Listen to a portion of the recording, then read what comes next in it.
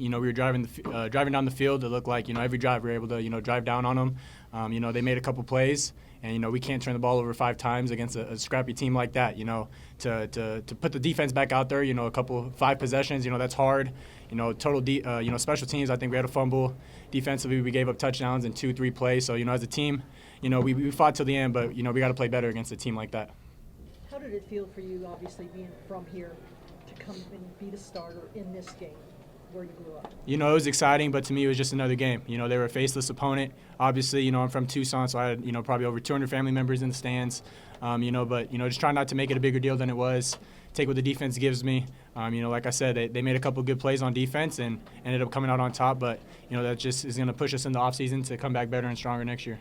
With your showing this year, obviously, it seems like it's really set you up to be, the starter next year, whereas maybe in the past that hasn't been the case.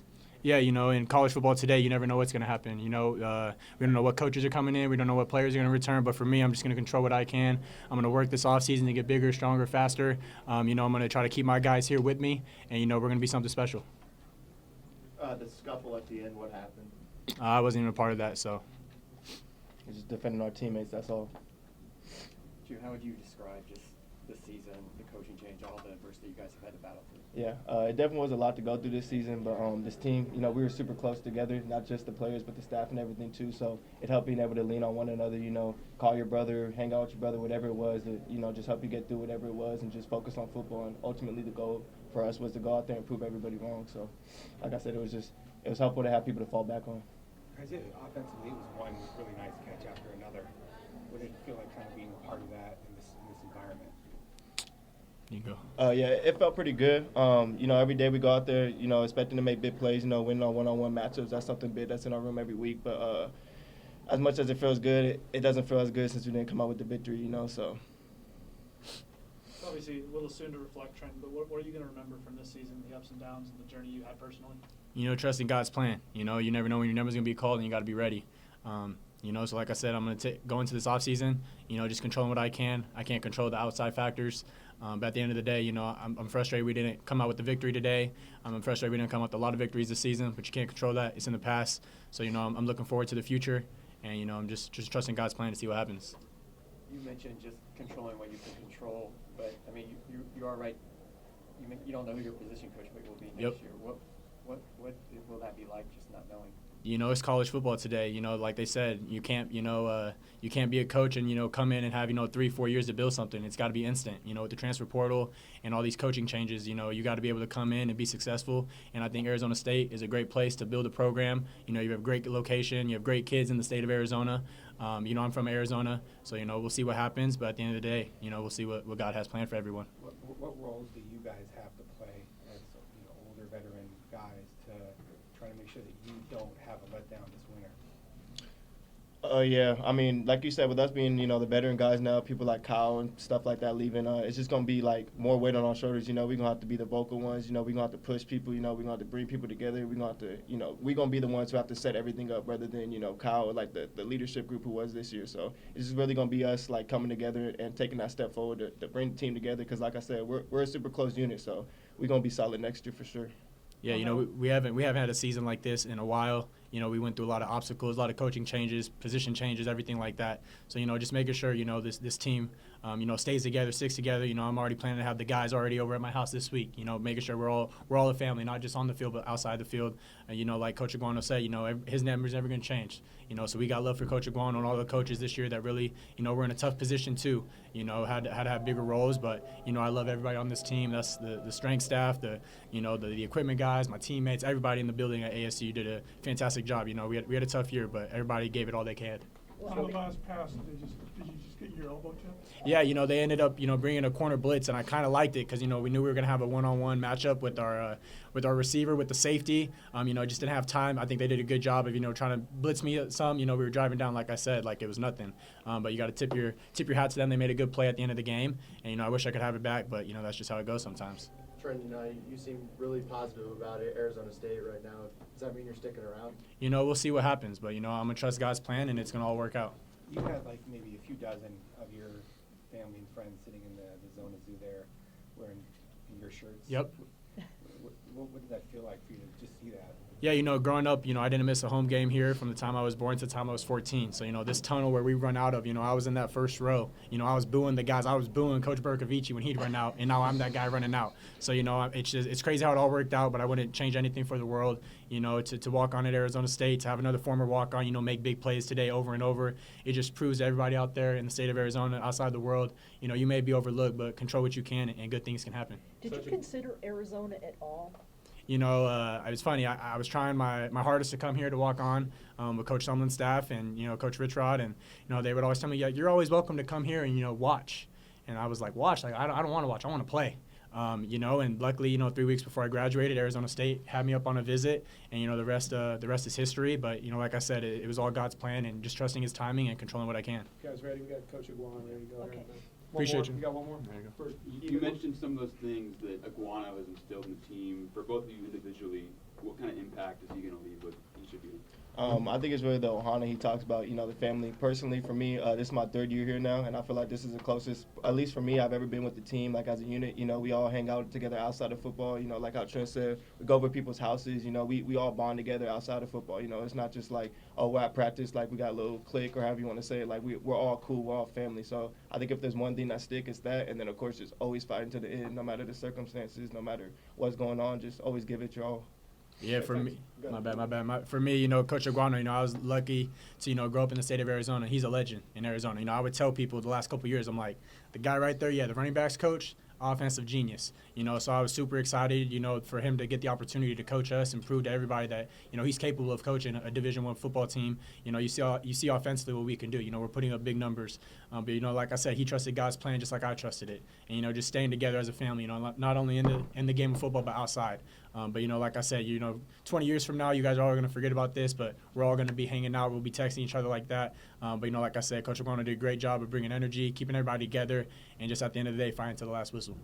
How tough was this one? Man, I can't even put it into words. Just want to apologize to Sun Devil Nation for this. Tough year, tough way to end it. Team really gave it our all, Just challenge. I just challenge Sun Devil Nation, whoever the next head coaches of this program, whether it be Coach Iguana or whoever they bring in, let's step up our game. Let's really be a championship contender. Let's back NIL. Let's back the team. Let's back the coach, whoever it may be. I really challenge Sun Devil Nation. Let's be the best we can be, and let's be championship contenders. Max, in your first Territorial Cup game, just with all the chippiness, what was this experience for you? Honestly, it was probably one of the best experiences I've ever had. First off, I just give honor to God just to, be able just to play a whole season healthy with my brothers. The atmosphere and, just the camaraderie between these two teams, it's like no other feeling. And I'm just blessed. I'm really blessed and honored just to be, a part of this, this camaraderie. And, yeah, man, I'm in a loss of words right now, but it's definitely an honor. Can you just talk about the injury that you kind of sustained early and then how that affected you the rest of the game, or if it did? No, it didn't affect me. I just got rolled up on. You see a lot of perimeter blocks outside with a runner, and just my guys just try to get the yards. So I was good. I played the rest of the game, but it didn't limit me at all whatsoever. Was the rivalry what you expected? Because this is a first Territorial Cup game for you.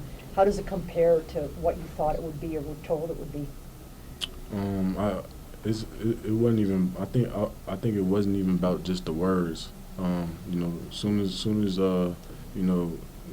were the next opponent on our list, I definitely felt it. Because I've watched Arizona State and Arizona on my own time when I was at Wyoming, and but definitely you could see the dial flip, and you could just feel the energy and feel like this was something that was gonna be one for the books and one for the history. And, that was very important for Sun Devil Nation. So I definitely was aware, and I didn't back down. I definitely prepared, and but we just came up short today. Kyle, you mentioned backing NIL. Just what needs to go into that? You just look at the championship programs across the entire nation.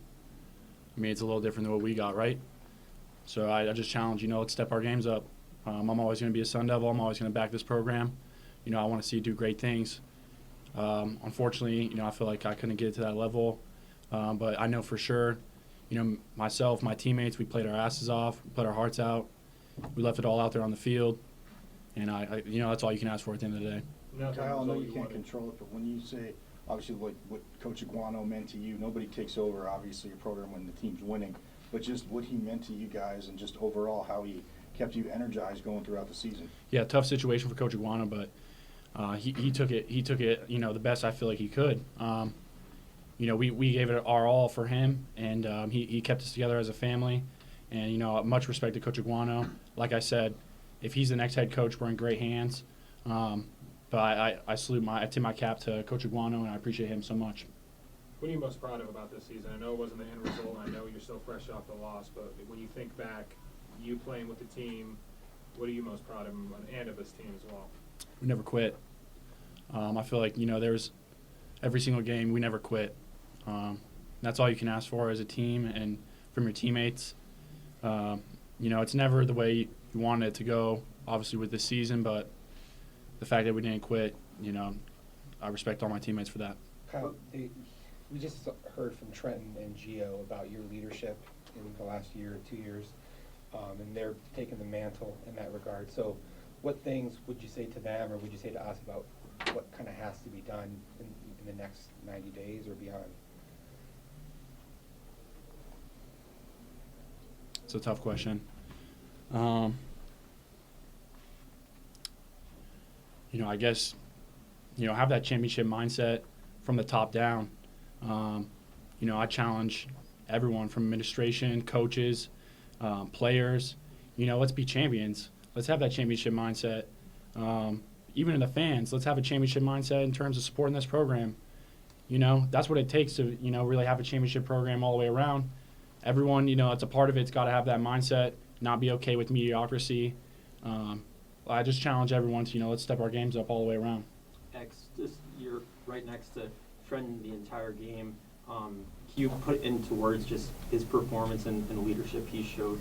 I mean, he played his ass off. I mean, this guy threw, I don't even know how many yards he threw, but I know he had so many completions. I mean, the O-line, they played their butts off. We protected. I mean, everything didn't go right, throughout the game. I mean that's why you practice. Nobody's going to play a perfect game. Trent played, a great game. Like, I feel like you can't ask more than that. But, like we always said, it's going to come down to a handful of plays, and you either make them or you don't. And, it's stuff happens sometimes. You can't ask no more for, one person to do, because everybody has to go out there and do that one job. They're 111. So, I mean, my hat's off to Trent. And just, the rest of my teammates, man. We played a tough game, man, but it's all good. Kyle, I saw you were talking to the defensive line right before that one stop, going up to each guy and kind of saying something. What were you sharing with them, and how much were you able to kind of reflect on your journey as a Sun Devil in this rivalry in that series? I mean, I told my D-line, this is the game right here. I need someone to make a play up front. If anything, reestablish the line of scrimmage so we can, make sure it's not even close to getting a first down. TJ made a hell of a play. Salute to all those D linemen, man. They battled all year. Salute to all my teammates on the defensive side, offense. Definitely. Like I said, I tip my cap to everyone. No one quit. Always show respect for that. And, second half of your question was what? Sorry. Just how much were you able to reflect on your journey as a Sun Devil and as in this rivalry during that last series? Tough. I hate losing to that team. I was fortunate I never got to feel that feeling. Unfortunately, felt it today. Things just didn't fall the way they needed to. I just challenged my teammates in the locker room after that. Hold on to that feeling forever. In the offseason, remember what that feels like, and don't ever let that happen again. Push your game to the next level. And that's all you can do.